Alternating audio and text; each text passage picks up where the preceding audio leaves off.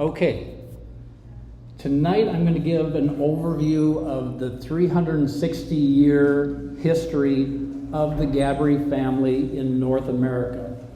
And this is basically a summary of what is in my book called The Gaboury Story, An Adventure Across North America. The name seemed appropriate because the Gabouries in North America are all related because we're all descendants from one Gabaree. And he really started a journey where the family has migrated to different parts of North America. And I'm going to show you through this presentation how all the branches fit together, so all the people that you've been visiting with today that you may not understand how they fit in the family, this should help clarify things for you. And of course, there's a lot more detail in the book as you go through that. If you have any questions, for the most part, please try and hold them to the end of the presentation. We'll do a Q&A at the end. But if you got a quick clarifying question about something I said, you can raise your hand. But for the most part, we'll do Q&A at the end.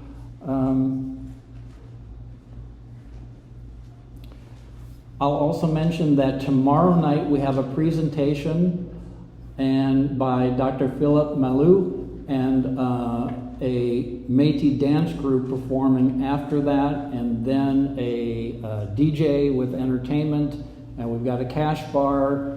So it'll be a big party, and outside guests have been invited to that as well. So if you want to come back tomorrow evening and have fun with the Gabree family, you are more than welcome to do that.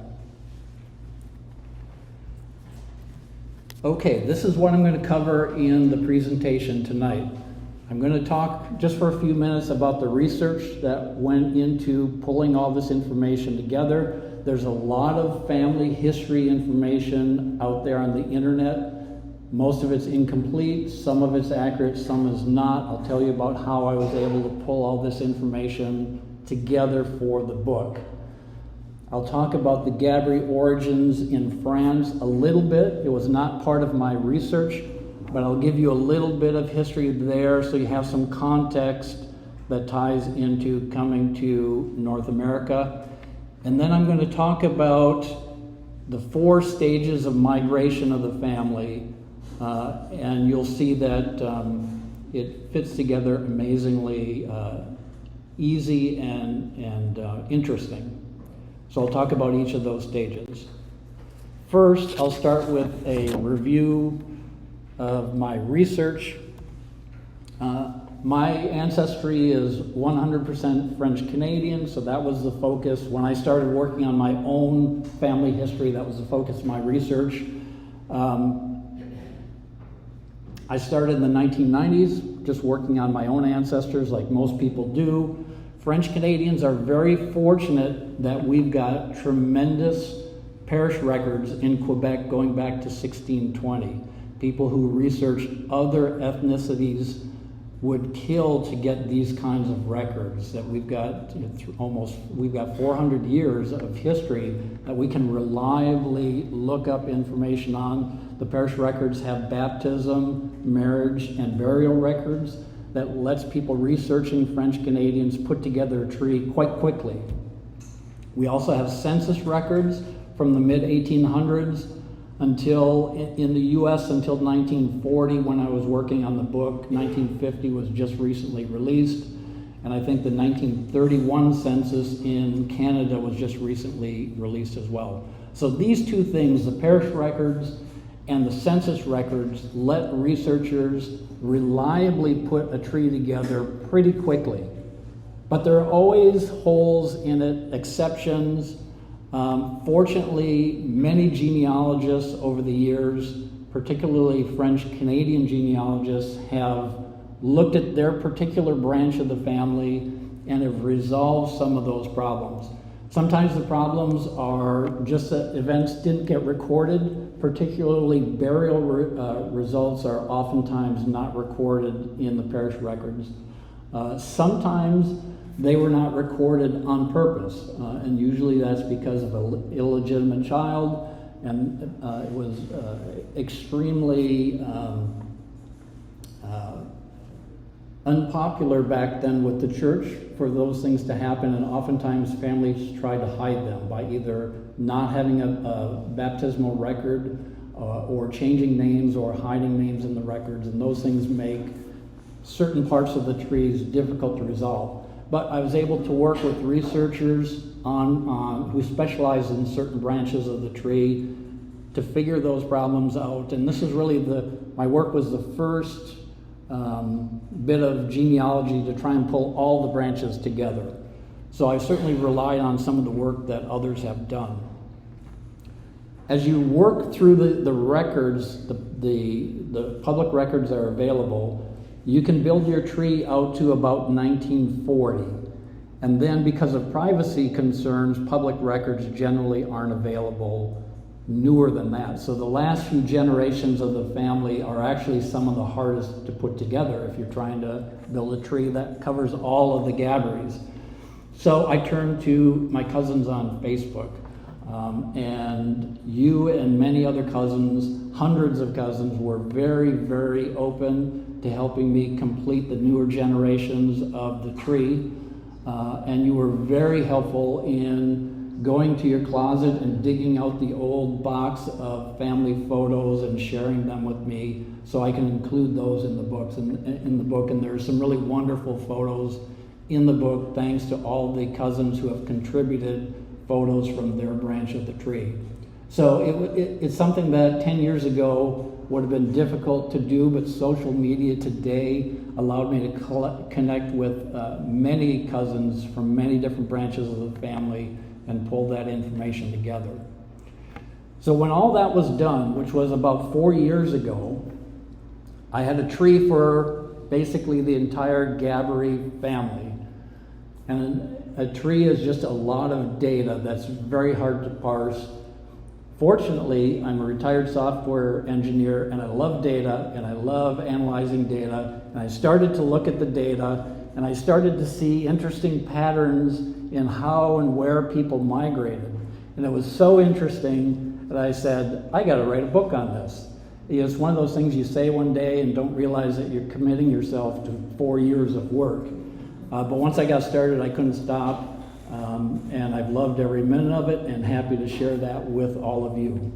So I think what you'll find in the book, all of the Gabree, the basic framework of the Gabree tree has all been tied back to parish records or census records so that you know that it's accurate.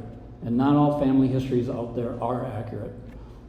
Once I started writing, then I could rely on things like newspaper articles, other public records, area histories, and just stories from the family so that I could write stories around each one of the branches of the family that would make it interesting to read and compel people to move through the book and learn more about their families. So that's how the research came together.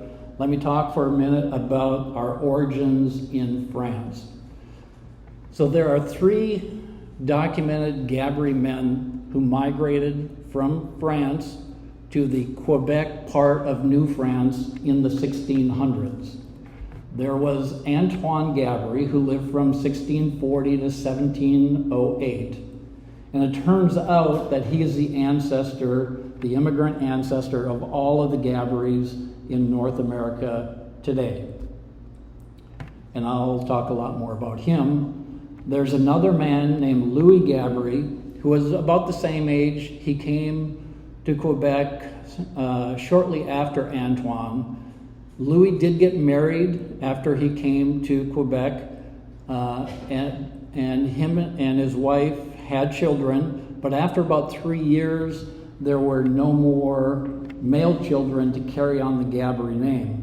So they have descendants that have lived through to today, but none of them are named Gabaree. And just to take a step back, when you're doing family history research, you have to define a scope for your project because it never ends, right? There's connections everywhere, and you could spend many lifetimes trying to figure it all out. You have to scope the project, and I was interested in how the name Gabaree has been passed down through the generations and where it went and why. So that was the scope of my research. Louis's descendants dropped off of that radar after just a few generations, so he's really not part of this research. Then the third was Jean Gaboury. He was a half-brother of Antoine, a younger half-brother. He was 11 years younger. He married in France, but him and his wife had no children before she died.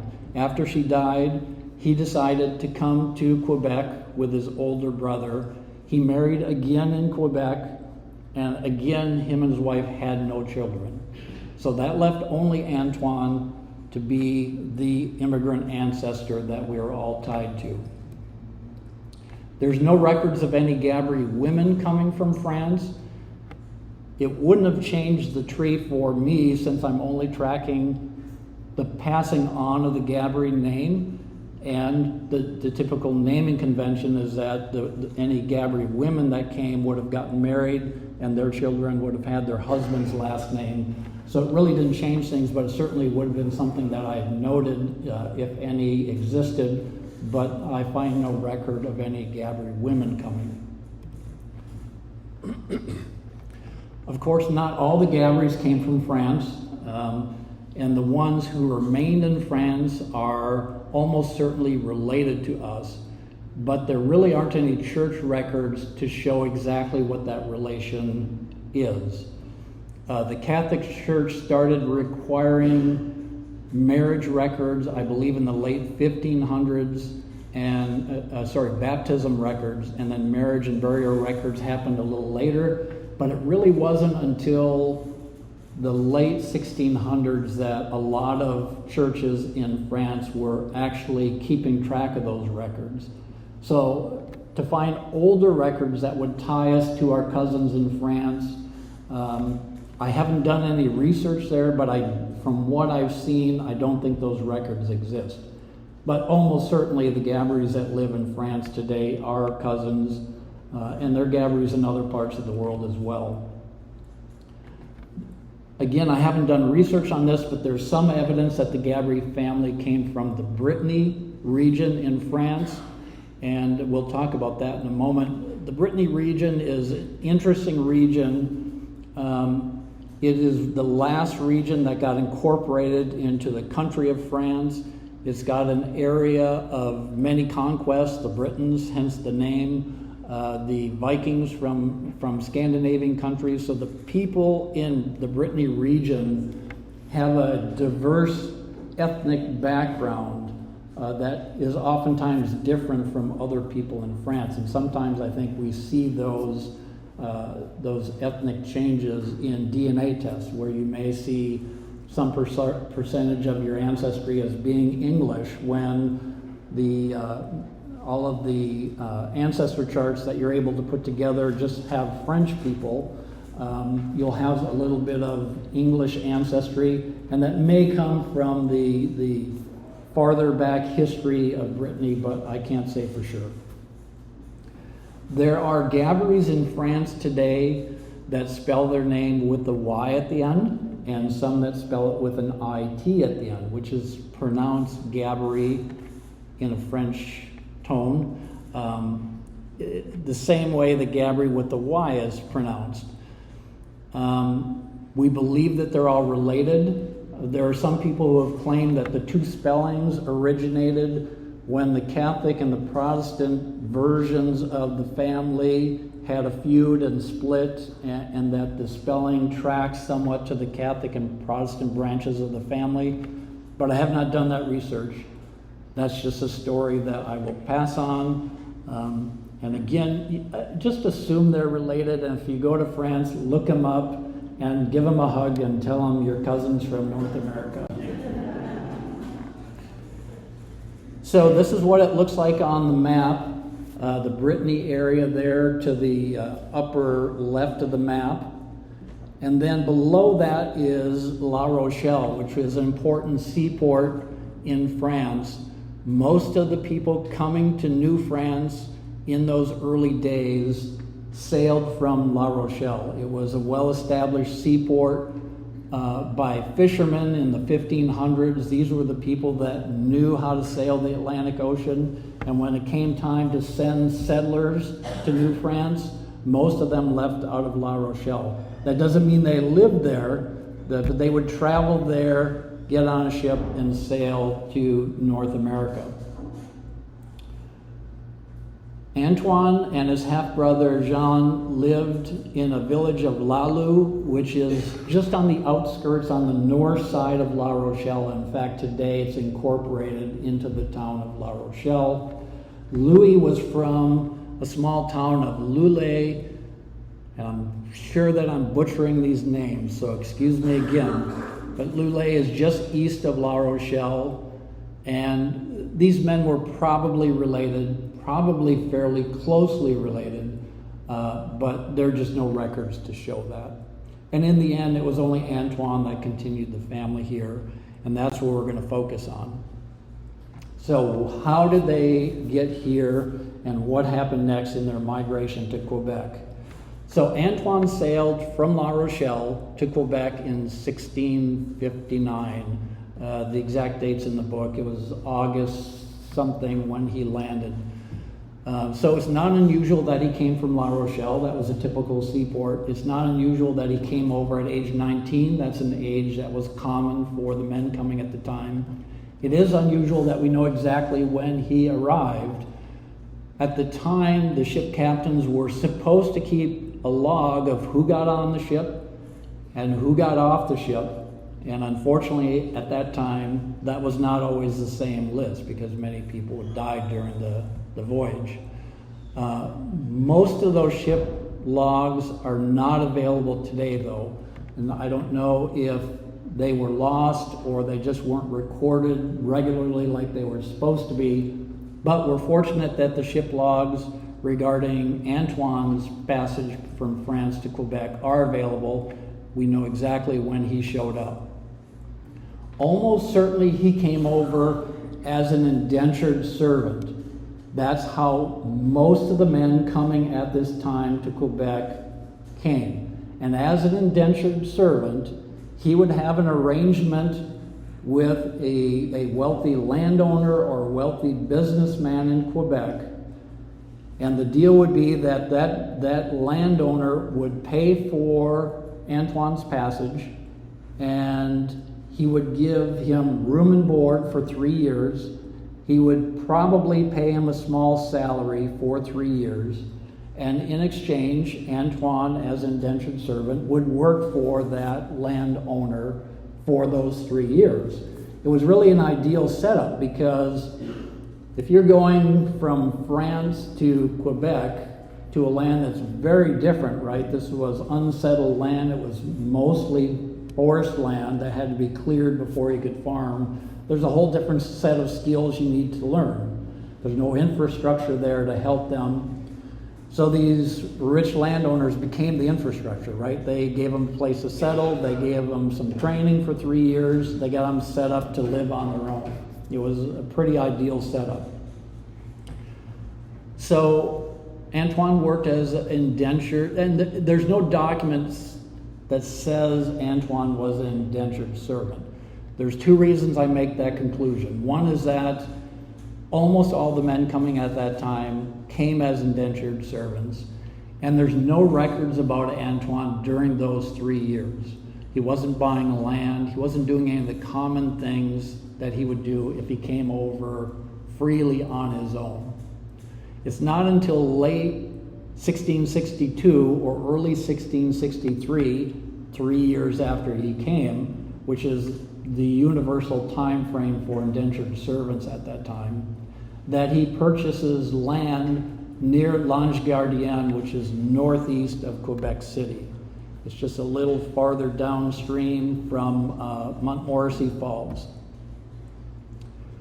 So he buys land there. I suspect that the landowner around L'Ange Gardien was probably the person that sponsored him to come, and that he bought the land from that landowner when his 3 years of servitude was over. He lived his life freely for a while, But he made a big mistake in 1668. Antoine was charged with the attempted rape of his neighbor's daughter. Now, we'll never know exactly what happened, but we know that he was charged with the crime. We know that there was a trial and that he was sentenced for that crime. And for that sentence, he lost all his money, he lost all his land, he received a lashing from the militia, and he was sentenced to leave New France for 9 years and work in ship galleys as a slave. But it appears that he didn't leave.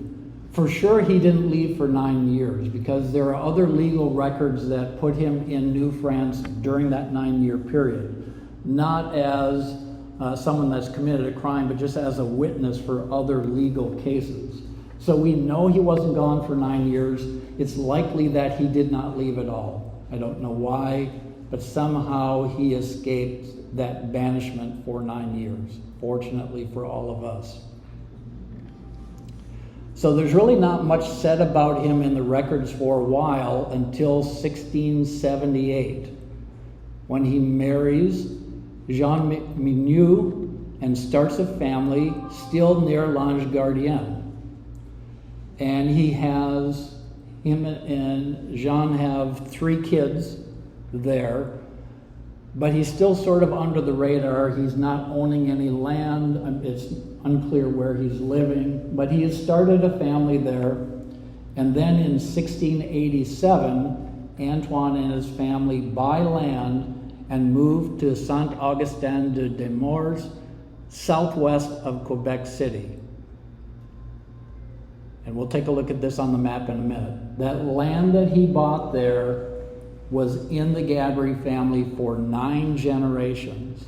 And that's documented in the book. You can see who the land was passed to. The land was in the Gabree family until the 1950s, when the city of Cap Rouge bought the land to build the Cap Rouge golf course. So I've always considered St. Augustin to be sort of the headquarters of the Gabree family in North America.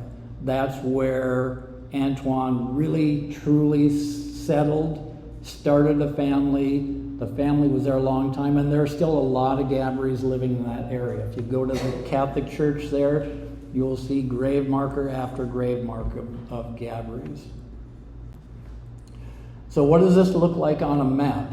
So here's the present day province of Quebec. I didn't know this until I looked it up recently. Quebec is the largest inhabited province in Canada. So it's a very big place, but the early settlers in the 1600s were all settling in that little strip along the St. Lawrence River between present-day Quebec City and Montreal. I should mention too that there was another French settlement known as Acadia in present-day Nova Scotia. These two areas have very different histories. There were different settlers that went to each of these areas. They had different battles with the British. They had different relationships with the indigenous people in these two areas. And they're really totally separate. When the British defeated the French in Acadia, they threw the French out. They had to go somewhere. The British wouldn't let them stay. And some of them did come to Quebec. So you may find connections in the Gabree family between Gabree relatives and people that came from Acadia. But the Gabouries themselves solely were part of the Quebec settlement. There's no connection between the Gabouries directly and Acadia. So there's really no information about Acadia in the book that I wrote. Now, zooming in again on this area of settlement, you've got the view between Quebec City and Montreal. All the settlement occurred in that white area, just this narrow little strip on either side of the St. Lawrence River and along the Richelieu River which starts in Lake Champlain in Vermont and flows north through the southern part of Quebec and dumps out into the St. Lawrence River. Those are the areas where the land was the most fertile. Those are the only areas where the early settlers got farmland. Because to the north of that, you've got the Canadian Shield, which stretches all the way back to Hudson Bay. So you've got, a thin layer of topsoil around over some really rocky, not very hospitable land. And on the south side, you've got the Appalachian Highlands, which is the northern end of the Appalachian Mountains. And the land there tends to be kind of boggy in many areas. It's got a lot of leftover sand and gravel from glacial action. So it's not as fertile as the land right around the St. Lawrence River. The land west of Montreal was very fertile land, but the French government restricted settlement there because they were afraid that it would interfere with the fur trade. And while the French encouraged settlement in New France, they were really after the business around fur trade. So when they felt that the two were in conflict, settlement lost, and they restricted that area for the fur trade. Now let's zoom in again around Quebec City. This is a present-day map of Quebec City, which is a big sprawling area. But at the time Antoine came, Quebec was just what we call Old Quebec now, right? It's the walled city around area number 1. So Antoine comes in the ship from France. They land at the port in Quebec City, and through his arrangement as indentured server, he works and then eventually buys land around Lange Gardien, which is number 2 on the map, northeast of Quebec City, which is downstream, right? You always have to think just because it's going up, it's actually downstream. And a lot of things that you read will refer to up and down in ways that you think from a map perspective, you think you know where they're talking, but it's always in relation to where the river flows.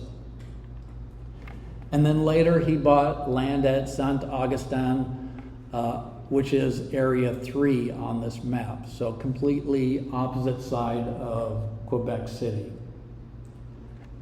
Okay, let's zoom in that area. When he received his land there, when he bought a farmland there, of course there was no town of Saint Augustin or Cap Rouge or any of those towns around there that we know today. There was a chunk of land, a seigneurie.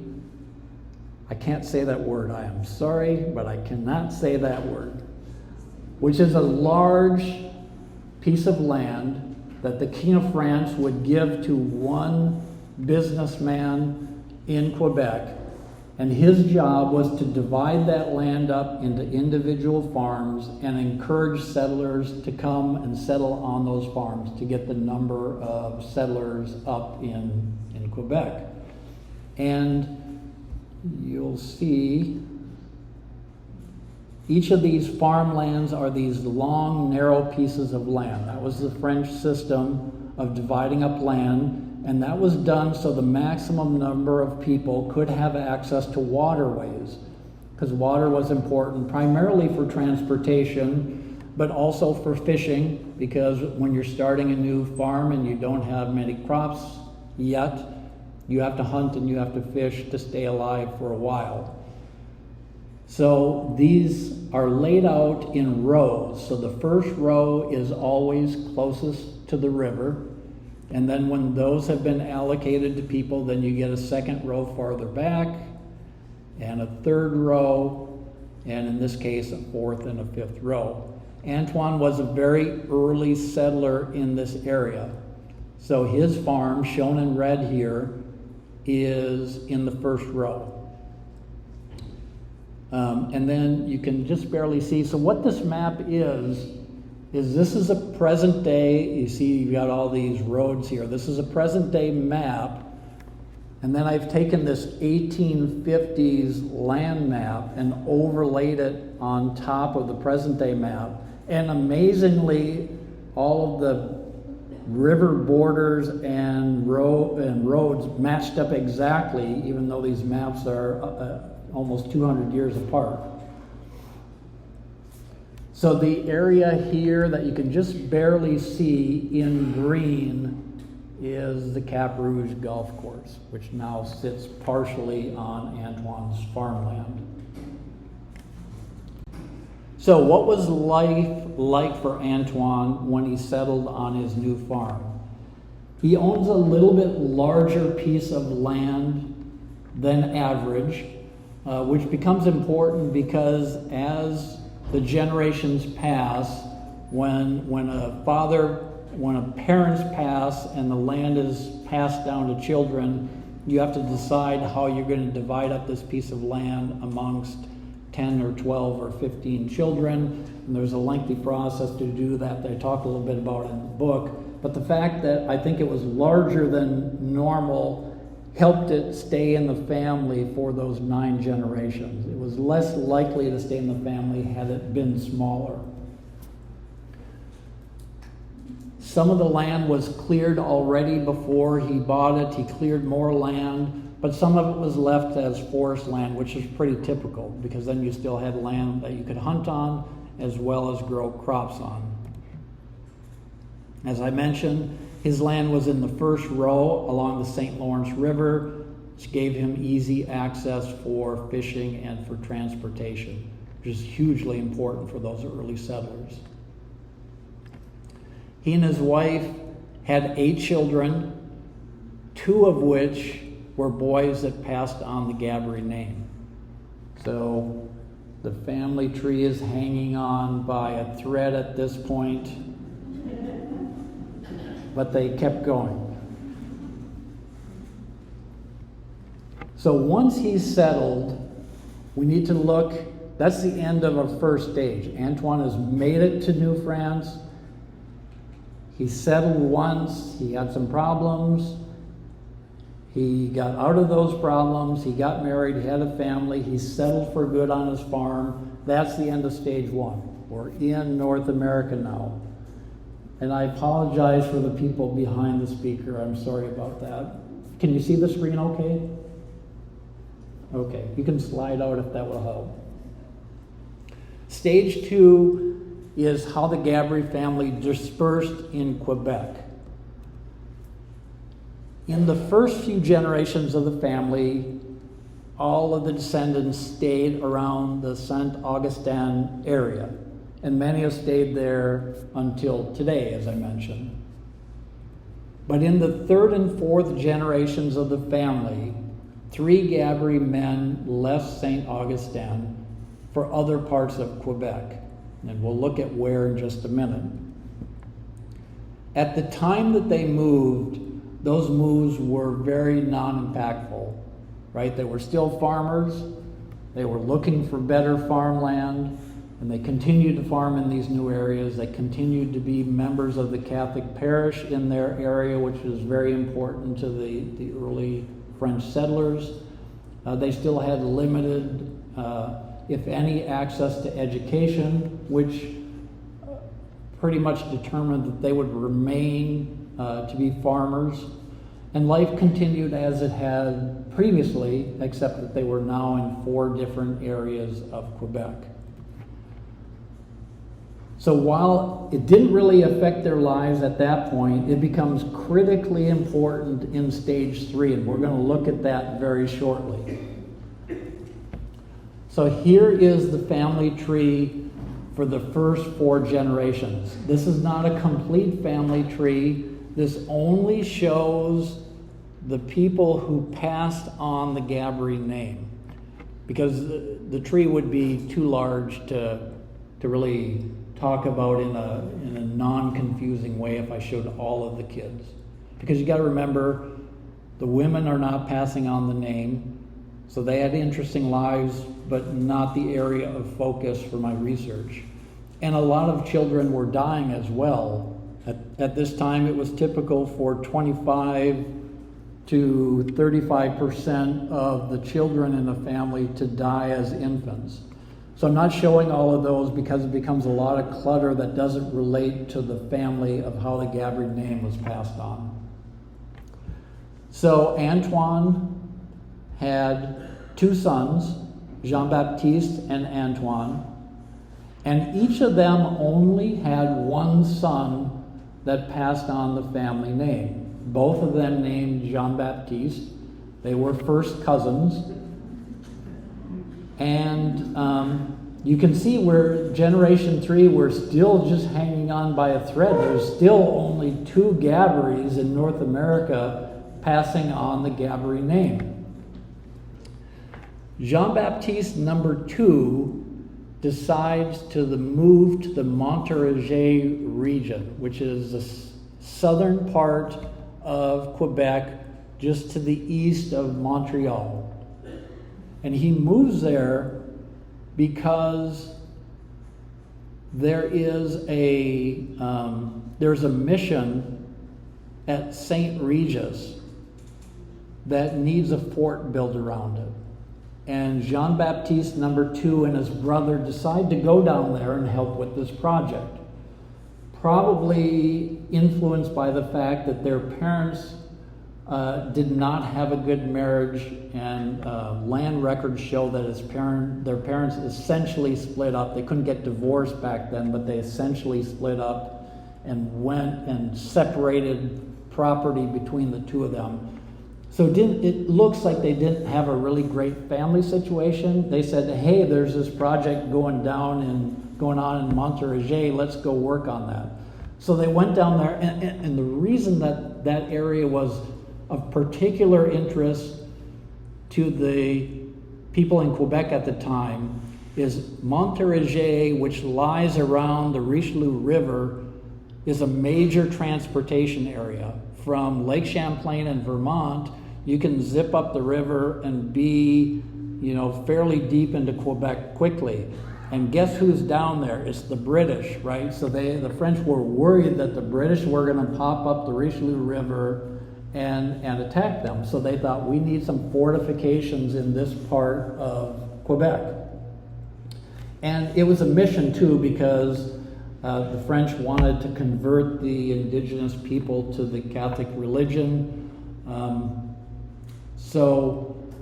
And they did that for a number of reasons. One, it was the mission of the church, but also the French wanted good relationships with the local indigenous people, partly to fuel the fur trade, but partly to ally with them in case the British attacked.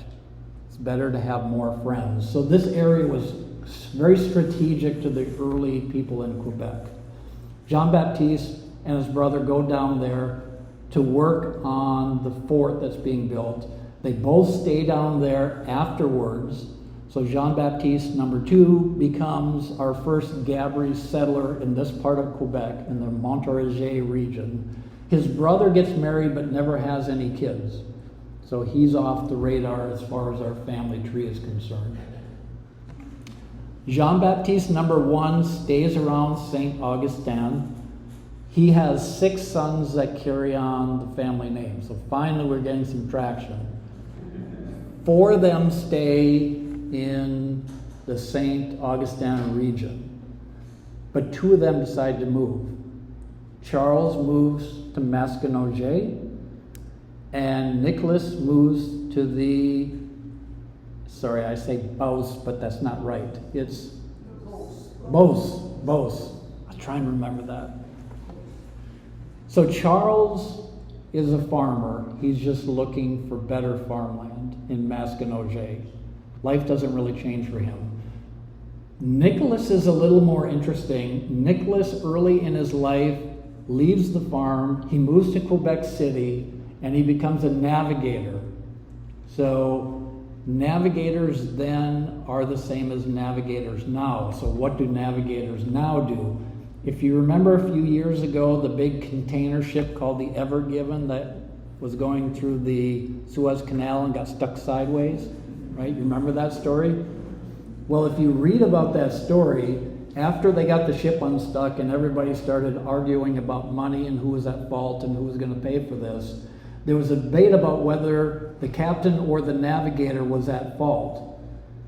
So who is this navigator? Is this somebody on the ship? No, the navigator is someone who lives locally to an obstacle like the Suez Canal, and when a big ship approaches, the navigator hops on and he helps the captain navigate that tricky bit of water. And they failed in the Suez Canal in that case because of the weather. So Nicholas had that same job in early Quebec. When the ships would come from France, he would get on the ship early, farther downstream in the St. Lawrence River. He would help the captain navigate the ship into the port at Quebec, or they may hop on smaller ships and help navigate from Quebec farther upstream to Montreal. So Nicholas was working as a navigator. He's got a very interesting life. I'll let you read about it in the book, but why did he go to Beauce?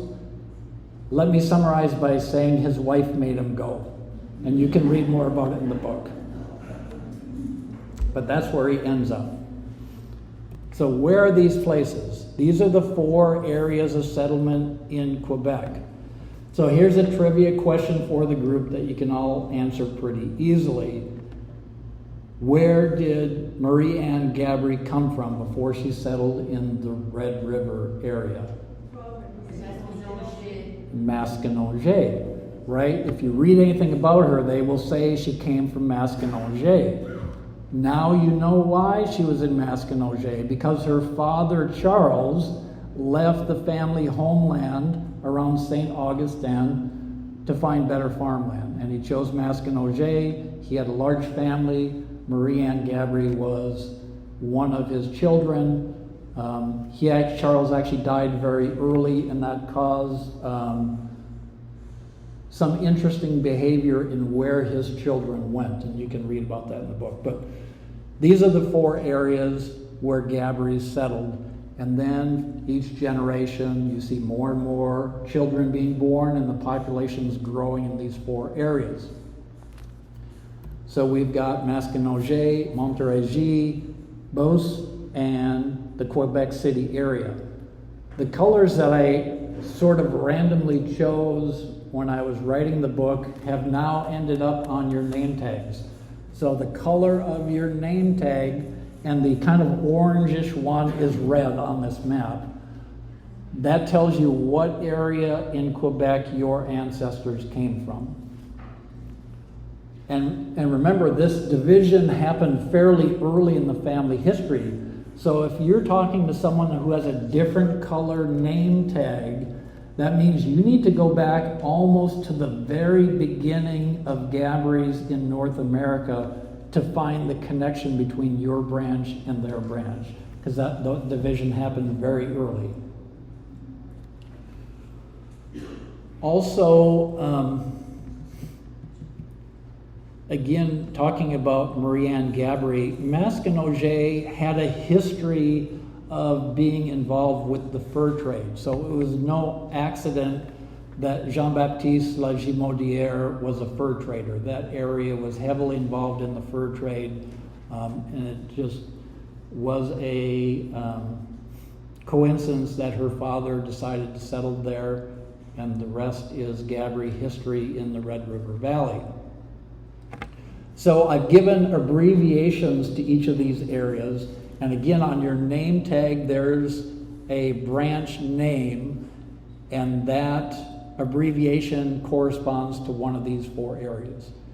So these branch names is a shortcut that you can use to figure out how closely you are related to other people, and also gives you a snapshot of your history. So for myself, my ancestors came from the Montérégie area, so my branch name starts with M-O, and I know that part of my family history from that name. Okay, at this point, the Gabree family has dispersed into 4 areas in Quebec. Stage 3 now is when people start leaving Quebec. What was going on there? By the 1800s, conditions started to get a little difficult for many people in Quebec, and some of them started to think about moving. And when people decide to move, people talk about push factors and pull factors and the ease of moving. So push factors are things that you don't like about where you live, that are pushing you away, making you think about where else should I go. Pull factors are things that you like about somewhere else that is pulling you that direction to go. And then ultimately, how easy it is to get there will determine whether you follow up on that desire to move or not. So what was happening in the 1800s? A number of the push factors were that farming conditions had gotten generally worse in Quebec. They were not using farming methods to preserve the land. They were not rotating crops. They were not using any kind of fertilizer. Land would become less productive fairly quickly. And what they did in the early days is they would just buy another farm somewhere else in Quebec. But as more and more farmland was used and more kids were taking up the farmland, they had fewer options to get better farmland. So they thought about moving elsewhere. Many of the people at this point did not own their own farms, because you can only divide up your farm so often when you have a lot of kids, and then they have to find farms elsewhere, and there was a limited number of farms in this rich farmland around the St. Lawrence River. So many more people at this time are living as day laborers. They don't own a farm. They have a small house somewhere. They're working as a laborer on someone else's farm, making very little money. They're poor. They don't have a lot of food. And they start thinking about moving. There's also some political unrest at this time. Ever since the British took Quebec from the French, there was sort of an uneasy relationship between the two, right? In Acadia, the British kicked the French out. When the British took control of Quebec, they said, not only you can stay, but you can keep your language, you can keep your civil laws, you can keep the Catholic Church and do tithings to the Catholic Church, you can keep your land system.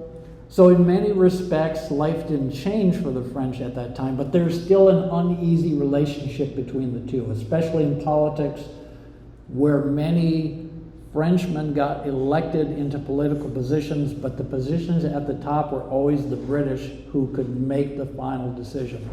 And there's some unhappy people about that. In the 1830s, that actually led to a short period of some armed conflict between the French and the British, known as the Patriots' War. Part of that conflict was due to the planned merger between Upper and Lower Canada, which we now refer to as Quebec and Ontario. The French in Quebec were opposed to that, and that really brought things to a boiling point. The British put down the rebellion pretty quickly, and Ontario and Quebec were united into the province of Canada. But it was another factor making the French dissatisfied with life in Quebec at the time. And they thought, maybe I should move. And there were many other places that were attractive to them. The Industrial Revolution in the late 1800s was changing New England drastically. And there were many factory jobs where they could earn as much in 1 month as they were earning in an entire year on the farm. Timber and mining jobs in the Midwest, particularly around Michigan, around the Great Lakes, were really getting cranked up at this time, and they were looking for people to come and work those jobs. And there was homestead land available in the Midwestern United States and Canada. So if they wanted to continue to farm, they could get farm land very reasonably in the Midwest. So there were a lot of reasons to think about moving. And finally, it became easy to move. By the 1870s, you've got railroads crisscrossing Quebec and New England, and it became very easy to move to one of these other areas, and many did. For those that left, many French Canadians settled into tight-knit French communities. So you don't find French Canadians sort of blanketing everywhere in New England. You find little pockets of French Canadian communities in towns that had manufacturing capabilities. But even within the town, they usually had an area of town where the French Canadians stuck together to preserve their language, preserve their culture. These early, in the US, these areas are called Little Canadas, is what they were referred to, where they preserved their language and their way of life for the rest of their generation, but of course kids and grandkids generally gradually drift away from that. But the migration then was focused on certain areas. Local word of mouth heavily influenced where people went. So if you're in Quebec and you're thinking about going to New England to work in a factory, you would talk to your neighbor, and your neighbor would say, the guy down the road had kids that just went to Chicopee, Massachusetts. I heard that he's having a grand time down there making a lot of money. Maybe you should think about moving there. So talking to the word of mouth from their neighbors heavily influenced where they went.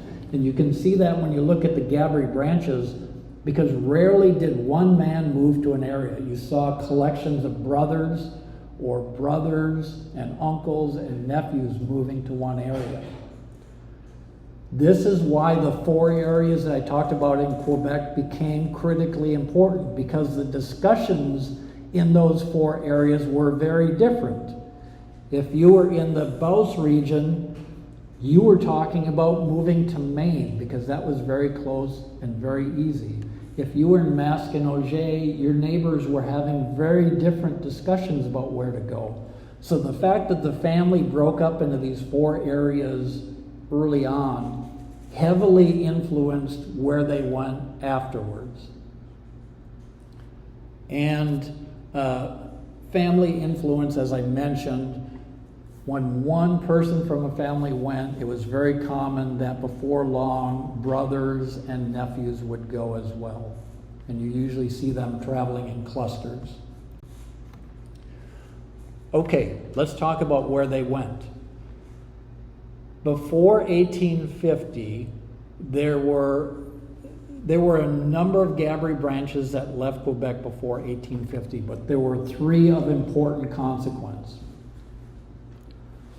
2 brothers, Francois and Joseph, moved from a small town called Iberville in the Montérégie region to a farming community called Georgia, Vermont, on the shores of Lake Champlain in northwestern Vermont. The first brother went in 1825, and his brother joined him in about 1833, very early. Then another Gabree branch moved from the Quebec region to Tweed, Ontario. Now there's some information that along the way, this gentleman's name is Felix, as many of you know, Felix Gabory, that he may have lived in the Sorel region for some time, but he was originally from the Quebec City group. His family was living on Ile d'Orleans when he was born and where he grew up. And the timber industry in this area of Ontario was booming at the time and attracting a number of French Canadians, and he moved there in the early 1830s, roughly the same time as the second brother moved to Vermont. So, and we all know why there's a big timber industry in Ontario, right? Because of Napoleon Bonaparte. Right, you know that connection, because Napoleon was at war with Europe and he was blocking the British access to where they were getting lumber in Eastern Europe. Europe the British needed lumber to build ships to fight their war. They couldn't get it anymore from Eastern Europe. They couldn't get it with Americans because of the War of 1812. They weren't getting on with the Americans anymore. So they said, let's get some from Canada. And suddenly there was a big push for a timber industry in Newfoundland and Ontario. And that starts attracting a lot of people to move to those areas. So branch numbers, you can see that the green line, which is Felix Gaboury, his family came from the Quebec area, so their branch is QC6. I've just broken the Quebec area into different branches of the family, and they were the first branch to move to Ontario, so he's ON1. And then the two brothers that moved to Vermont, they came from Montérégie. They were the second branch in Montérégie, and the first and second branch in Vermont, so they are VT1 and VT2. Now here's the interesting part about these early migrations. As I mentioned, these early people living in Quebec were mostly farmers. They did not have access to education. They could not read and write, right? They couldn't even sign their own name. If you look at the parish records during that time, the parish records usually say that the people there could not sign. The parish records almost always at that period say they could not sign, and then the priest signs the record. So the parents couldn't sign. Most of the people could not read and write. So if you move to Vermont and you can't read or write, and the census taker comes along and says, what's your name? And he says, Gabaree. And the census taker says, how do you spell that? And the guy says, I don't know. So the local English speakers in this area took their best guess. And these are the guesses that they came up with. For Felix Gaboury that moved to Ontario, the Tweed area in Ontario, they came up with an IE spelling at the end. So they kind of had a clue. They got the OU in there, right? And they put an IE at the end instead of Y. And their branch of the family, that spelling stuck, right? Immediately, all their descendants had that spelling. You'll find records occasionally that have little variations, but basically that spelling stuck and carried forward. Things weren't so clear in Vermont. So they moved to Vermont. The local record keepers say, how do you spell Gabaree? And you spell it phonetically in English, Gabaree, R-E-E. Looks nothing like the original. But in that case, the spelling varied all over the map. In fact, if you look at Francois Gaboury's records, every record is spelled differently. And those changes stuck with the family generation after generation. They didn't stick with one spelling of the name. Some of them eventually migrated to Gabaree, and some, I think the pronunciation changed to Gabree, and that brought an alternate spelling without that middle A. So G-A-B-R-E-E, Gabree. I think the spelling and the pronunciation changed at the same time. But still, it's very inconsistent. You can find 3, 4, 5 generations later in these Vermont branches, they're still changing the spelling back and forth. It's very different than the Ontario branch. So that's where there are other branches of the family where spelling changes occurred. But these changes in these 3 early branches account for probably 90% of the spelling variances that we see today in North America, because they left too early for their spelling to carry forward effectively. Now, what happened later on? The bulk of the migrations happened between 1850 and 1920, and most of them were heavily concentrated between 1880 and the 1890s. So what was going on then? Probably the biggest factor was Well, certainly the Industrial Revolution in New England was a big factor, and the textile manufacturing was the king that was attracting workers from Quebec. In between 1880 and 1920, nearly 1 million French Canadians left Quebec to work in New England in factories in the Industrial Revolution. So many left that the Quebec government had incentive programs to try and convince them to come back, even paying them money to come back. And I don't think many went back. So what did these migrations look like? The people from Beauce went to Maine. They moved mainly to the Waterville and Augusta areas in kind of south central Maine. Those were areas on the river, because at this time there's no electricity, of course, so manufacturing is powered by water power, so you always find these industrial areas on rivers.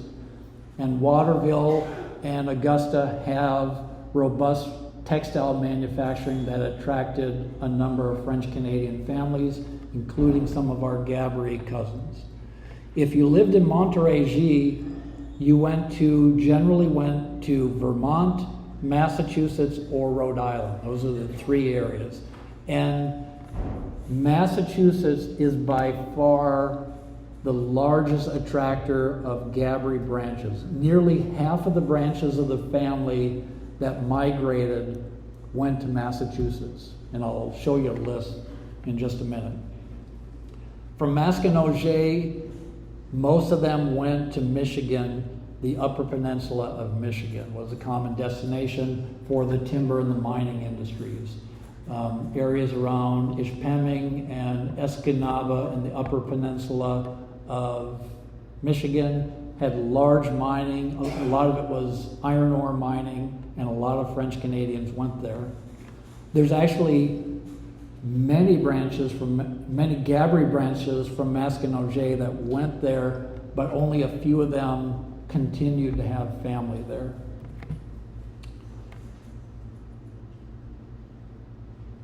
Okay. And then, sorry, I've got this one other branch in green. Most of the people around Quebec City stayed there, but there is one branch that went to New Brunswick. And the family, over a few generations, gradually migrated east a little further, and then they finally jumped the border and went to New Brunswick, and all the Gabarees around Edmundston, New Brunswick are all part of that branch. Okay, that basic migration pattern, let's see. Okay, I can't get back there right now. That basic migration pattern accounts for probably 80 to 90% of the Gabree migrations. It was very pervasive. They talked to their neighbors, they found out where people were going, and that's where they went. It was very, very consistent. But there were exceptions, so let me point out a couple notable exceptions. In the 1880s, there were two very different migrations. One was a couple named David Gaboury and Louise Lapierre, which many of you are descendants of. They had started their lives in Quebec. They moved to Massachusetts. They married there. They had 9 children there. They lived there for 20 years and then said, let's take advantage of some homestead land in Minnesota. And they packed up in a covered wagon and they moved to Belle Prairie, Minnesota in the 1880s. So very different from any of the other locations. At almost the exact same time, Joseph Gabree from the Beauce region decided to take advantage of homestead land in Bruxelles, Manitoba. And that is the branch of the family that Etienne Gabree is a part of, that many people from Winnipeg know today. But I'll come back to that branch in just a minute. The branch that went to Minnesota, to Belle Prairie, spread out to many places, but one of the interesting branches, so David's son, Pierre, who went by Peter, in the early 1900s, moved to Rostern, Saskatchewan. So Peter's branch in Saskatchewan and Joseph's branch in Manitoba formed the two big branches of Gabree families in Western Canada. There are some other branches in the book, but the largest share of Gabarees in Western Canada are these two branches. And I grouped in my book, I grouped Manitoba, Saskatchewan, Alberta, and British Columbia in under the heading of Western Canada, because in both of these branches you see a gradual migration westward. So it was really hard to separate the branch as Alberta or Saskatchewan because people in these branches kept drifting farther west. But most of the Gabarees in Western Canada are part of one of these two branches. There was one branch from Maskenogé that moved to the northern part of Ontario. Instead of moving to Michigan, they moved to Temiskaming, Ontario to farm. So that was definitely out of the migration pattern that I saw. And then there was a very unusual branch that moved from Montérégie to Alabama, of all places. His name was Joseph Arthur Gaboury. He was an engineer. He worked on railroads that were being built in the South after the U.S. Civil War. And I'll talk more about him Sunday morning when I talk about some of the notable Gabarees in our history. So those are kind of the primary exceptions. There are many others, but those account for most of the descendants alive today that didn't fit that normal migration pattern. So let's talk about spelling migration. Remember the first three guys that left early and had spelling changes? How did those spelling changes migrate to other areas? Well, the IE spelling from Ontario went three directions. It went to Alberta because Felix had a son named, well, let me talk about Michigan first. So there's my pointer here. So Felix has a son named Richard that moves to Michigan because he's on the run from his first wife. And he wants to start another family in Michigan. And he does. And it's an interesting story. His picture's in chapter 12. Chapter 12. So many of their descendants have stayed in Michigan, and all of the IE spelling in Michigan is because of Felix's son, Richard.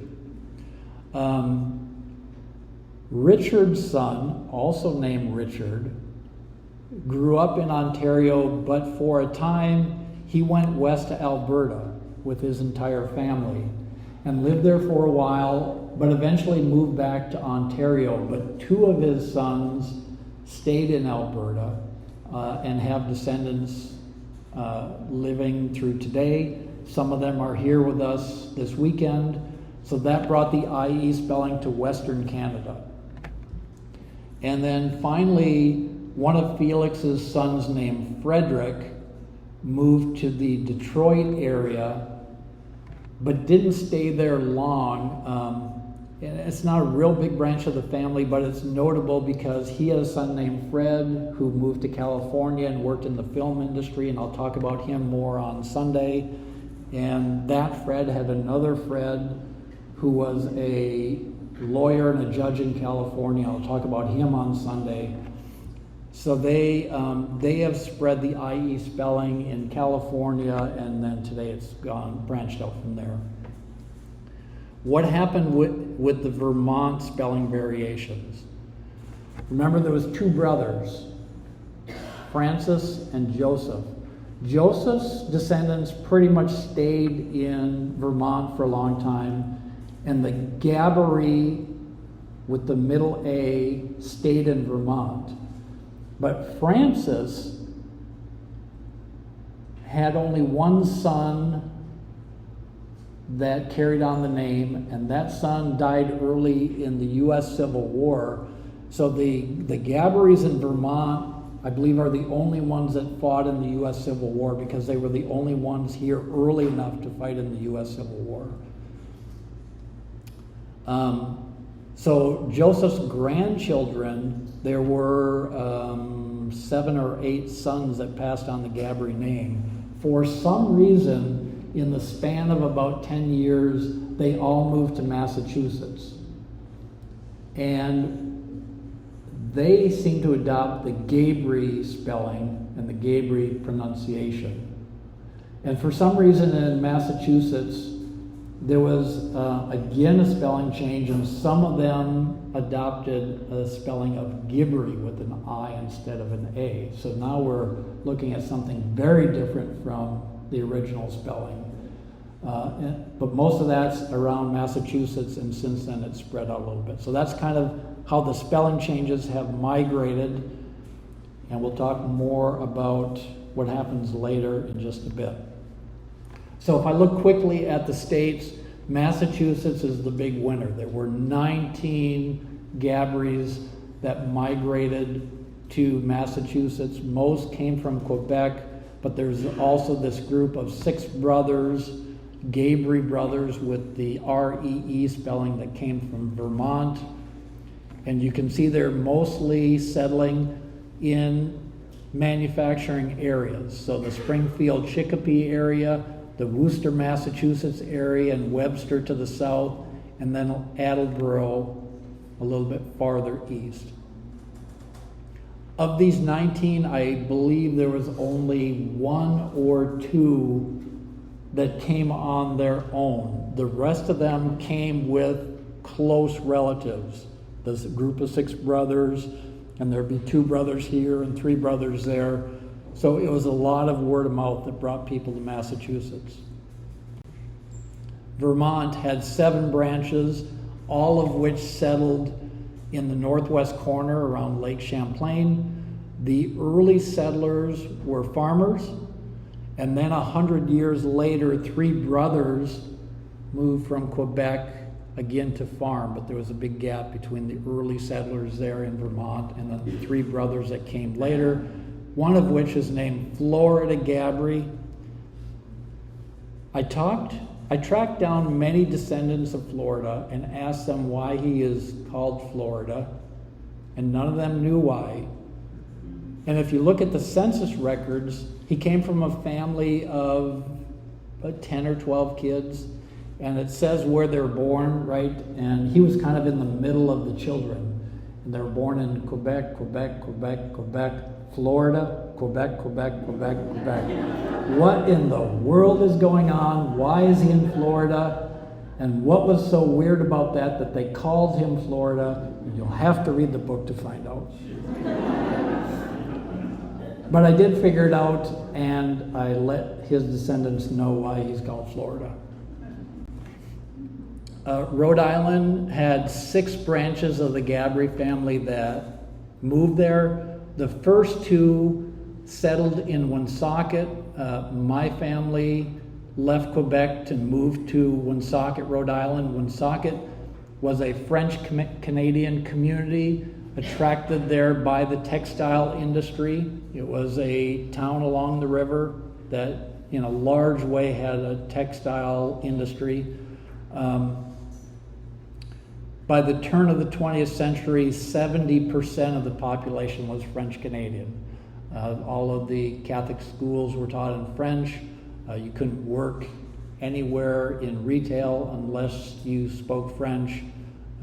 My grandparents were mostly bilingual. One of my grandparents, though, spoke only French, and then that drifts off each generation. So my parents were bilingual, but when they were in school, it was 50-50. In the morning, their classes were in French. In the afternoon, they were in English.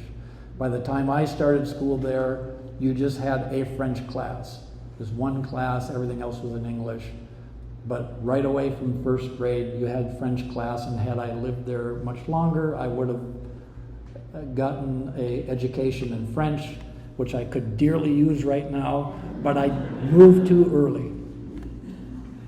The later pioneers that moved to Rhode Island settled more around the Providence area, which is a large jewelry manufacturing area. So again, they're looking for people to work in manufacturing, but a different industry than the textile industry early on.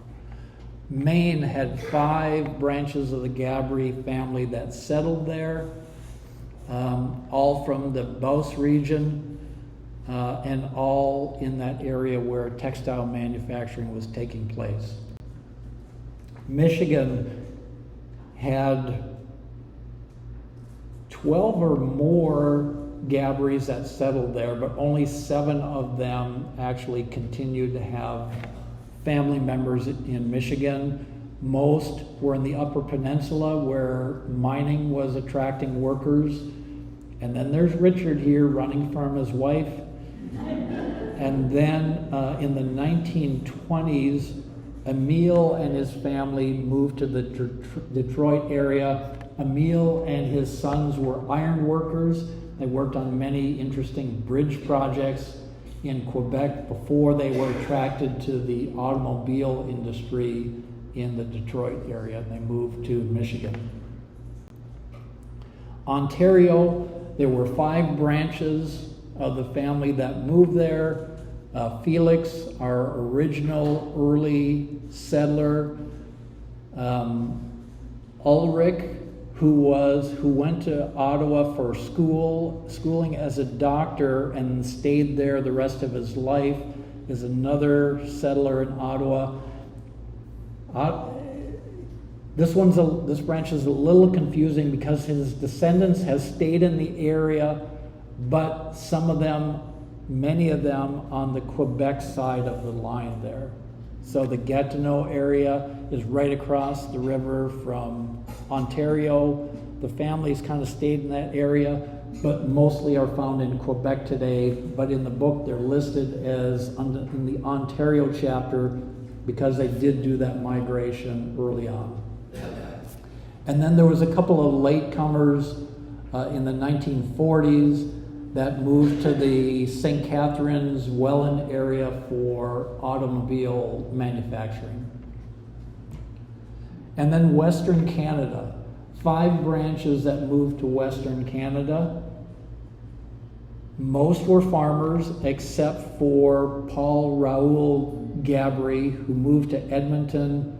He was a businessman, and his descendants eventually moved on to California. So I don't think there's any of them there. But the rest went there for farming. They seem like they're in a somewhat random distribution. And when I first mapped this out, I thought this is kind of random. And then as I was doing research, I found a map where a miraculous sound appeared, and this map explained exactly why they went to these places. It's kind of interesting. So you can read more about that. But they farmed in those areas and have descendants there today.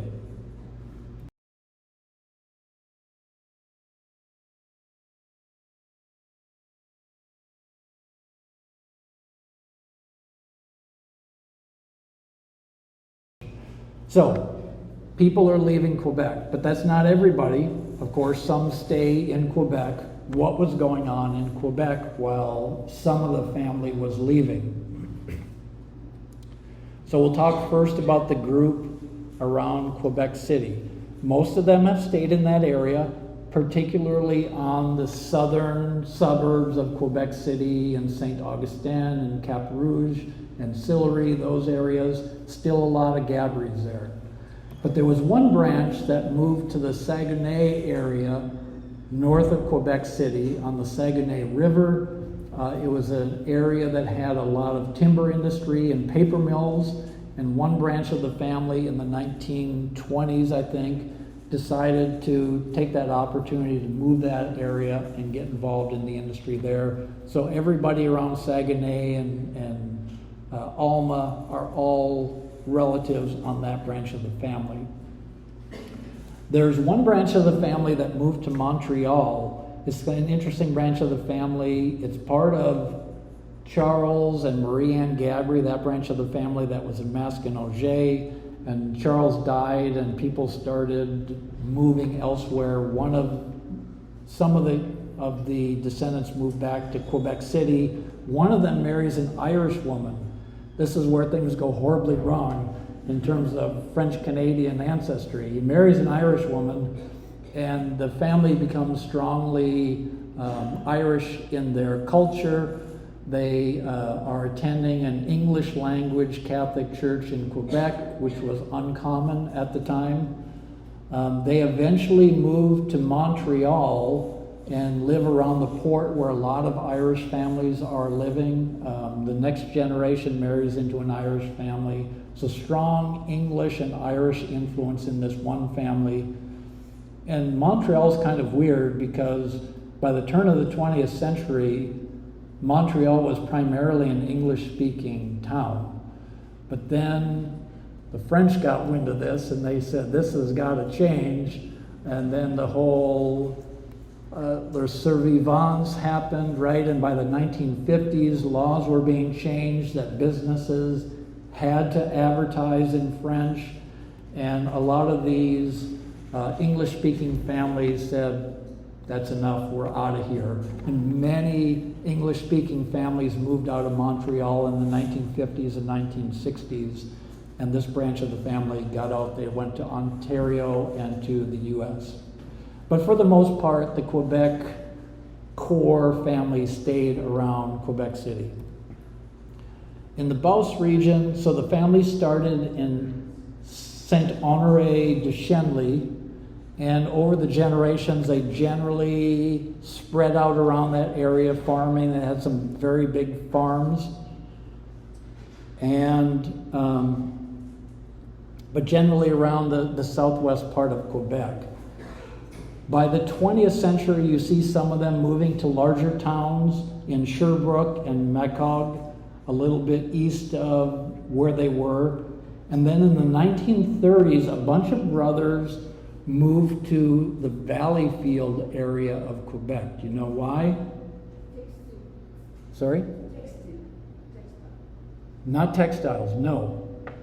In the 1930s, the St. Lawrence Seaway Project brought the big canal project, the Beauharnois Canal, and the big hydroelectric dam, and a lot of people went to work in those areas, including a lot of Gabouries from the Beauce region. So all of the Gabouries around Valleyfield are part of that branch that moved from southeastern Quebec. And Masquinongé started around the Masquinongé town. After a generation or two, some of them moved up to the St. Maurice area, a little farther downstream. And some still live in these areas and still farm, but most of them have moved on to the larger cities, either to Trois-Rivières or to Montreal or some of the Montreal suburbs on the north side. And then there's Montérégie. Remember, nearly a million Canadians left Montérégie to work in New England during the Industrial Revolution. What happened to the Gaboury family in Montérégie? They either moved to New England, or they moved to Montreal, or they disappeared. You'd be hard-pressed to find any Gabouries in the small towns in Montérégie today. They all left. They either went to New England or they went to Montreal. So if you travel in the small towns where many of the Montérégie branches started, you just don't find Gabouries there. Here's an example of one of the branches from the Montérégie region. This text is probably a little too small for you to read, but the important thing is if it's yellow, they left. And you can see that the vast majority on this particular branch in the Montérégie region left, and most of them went to Massachusetts.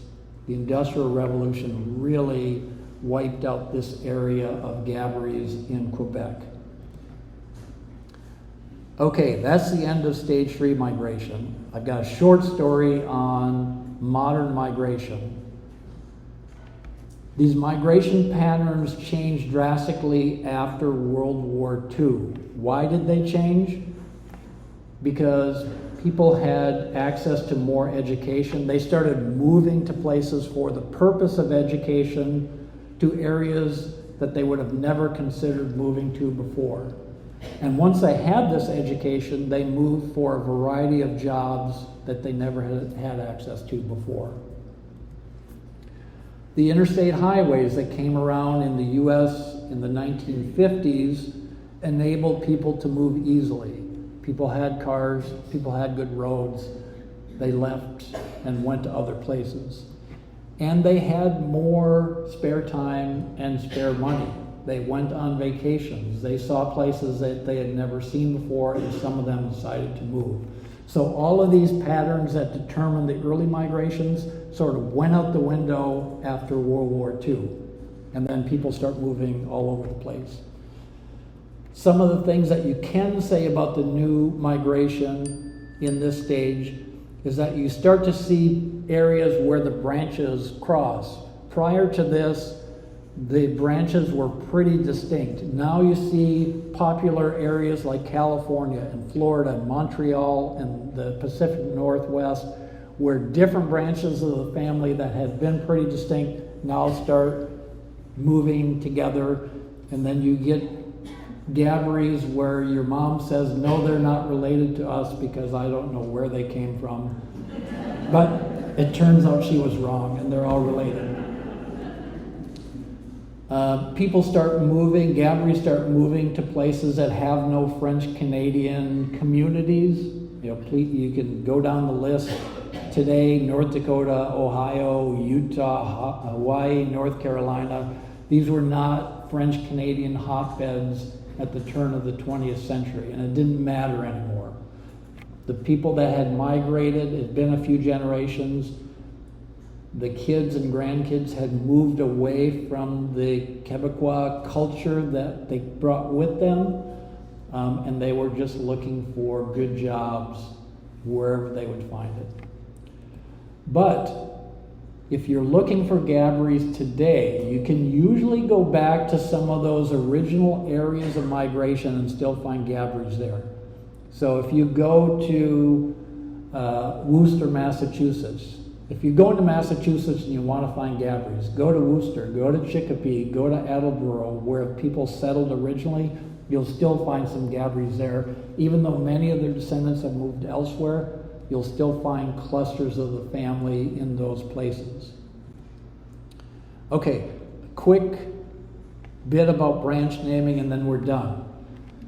So I did this research and I had all this data and I saw these remarkable patterns in the migration. After years of studying it, and I thought, this is amazing. How am I going to tell anybody about this without getting them to spend years studying this data? So I came up with this branch naming scheme to help all of you understand the different branches. And the branch names allow you to talk about the branches and identify where these branches came from and how closely you are related to other cousins. It's based on geography, and it's based on these 4 stages of migration. It doesn't list every single generation, but it gives you a picture of the primary areas where your branch of the family lived. The general format of it is the Quebec region first, one of those 4 regions, and then a sequential number to divide up the branches into some smaller unit to distinguish them. And then what locations that branch moved to. to Massachusetts, Rhode Island, all the states and provinces that we looked at. And some of them moved more than once, right? So many of you in Western Canada come from the branch that was in Minnesota. So your branch numbers are the Montérégie region, and then Minnesota, and then Western Canada. I left Massachusetts off, even though they lived there 20 years, because they left no trace there. Nobody got married and stayed there. Nobody died there. They just packed their bags and went to Minnesota, and you could hardly tell that they were there, and it would just add another layer to the branch numbering for no particular reason. And then the number after the abbreviation is just a sequential number that tells you the order that they came to that area. The branch numbering represents your ancestors, not where you live today, right? So many of the descendants of the branch that went to Minnesota are all over the U.S. today. But their branch still says Minnesota, so it's where your ancestors came from, not where you live today. These are the abbreviations that I used for the branch numbering, which we've talked about most of these. And let me give you a couple of quick examples and then we're done. So branch QC6-ON1.1-WC5. So I know immediately this is a branch that came from the Quebec. It should be as clear as could be now. This is a branch that came from Quebec area, and somewhere along the line, their descendants moved to Ontario. They were the first branch to move to Ontario. And if the branch was really big, I subdivided it. So instead of just one, I've got 1.1 and 1.2. So those descendants can see how closely they fit together. And then this person went to Western Canada. They were the fifth branch of the family in Western Canada. So Bob Gabree, who's with us today, who lives in St. Albert, Alberta, has this branch number. Okay? Here's another branch number, MO4-MN1-WC4. So it's the fourth branch in Montérégie. Then their ancestors moved their descendants moved to Minnesota and then to Western Canada. Sounds like a completely separate branch from the first, right? But one of our cousins who is here today, Denise Swanson, lives in St. Albert, Alberta. If they didn't know any better, Denise and Bob might think that they're closely related, right? They came from Quebec. They have Gabaree ancestors. They live in the same place as Alberta, but they know immediately by looking at these branches that their ancestors are completely separate. There's not an area until they ended up in Alberta. Their ancestors lived nowhere near each other.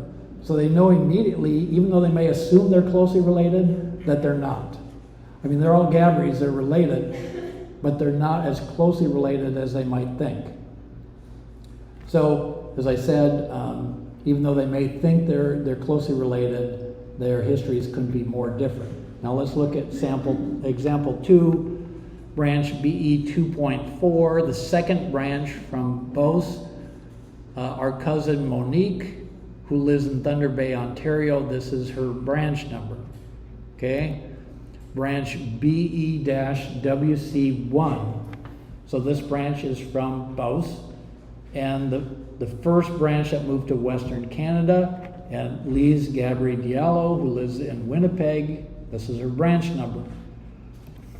And branch BE-ME1-WC3 from Beauce, moved to Maine, then moved to Western Canada. So Brian Gaboury, who lives in Paradise Hill, Saskatchewan, this is his branch number.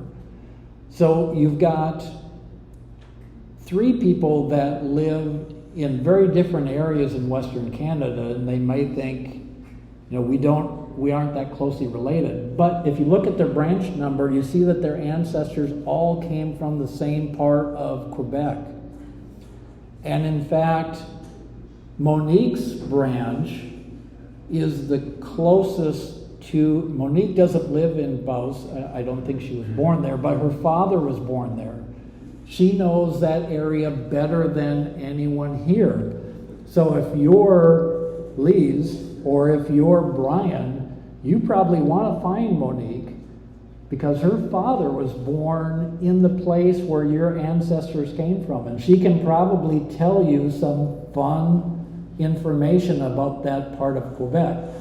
So even though these three people living in different areas think they have nothing in common, the branch number helps them know immediately that they came from the same area of Quebec. And I better talk to this person because I can find out something about my family history. So I think this will be helpful. It takes a little while to get used to it. Within 4 years, you'll have it down cold.